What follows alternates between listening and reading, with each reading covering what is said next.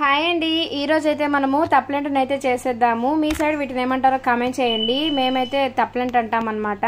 పచ్చిమిర్చి, జీలకర్ర, సాల్ట్ అన్నిటిని మిక్సీకి వేసేసుకోవాలి. బియ్యపిండి తీసేసుకొని ఆనియన్స్ వేసుకొని ముందుగా నానబెట్టుకున్న పచ్చిశనగపప్పు అయితే వేసుకోవాలి.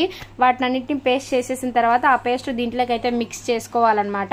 ఉంటే కొంచెం కరివేపాకు, కొత్తిమీర వేసుకుంటే చాలా బాగుంటుంది అనమాట. కొంచెం కొంచెం వాటర్ అనేది స్ప్రింకిల్ చేసుకుంటూ ముద్దలాగా కలిపేసుకోవాలి. మరి అంత లూజ్గా ఉండొద్దు, మరి అంత బిర్రుగా ఉండకూడదు అనమాట. ఈ కన్సిస్టెన్సీలో వస్తే బాగా వస్తుంది అనమాట. ఇలా ఒక కుండ తీసేసుకొని ఆయిల్ వేసేసుకోవాలా. మందం ఉండాలన్నమాట కుండ అనేది. ఇలా తట్టేసుకొని వాటిని బాగా ఆయిల్లో వేసేసుకోవాలన్నమాట. పైన అయితే ప్లేట్ పెట్టేసుకొని కాసిన్ని నీళ్ళు అయితే వేసుకోవాలి.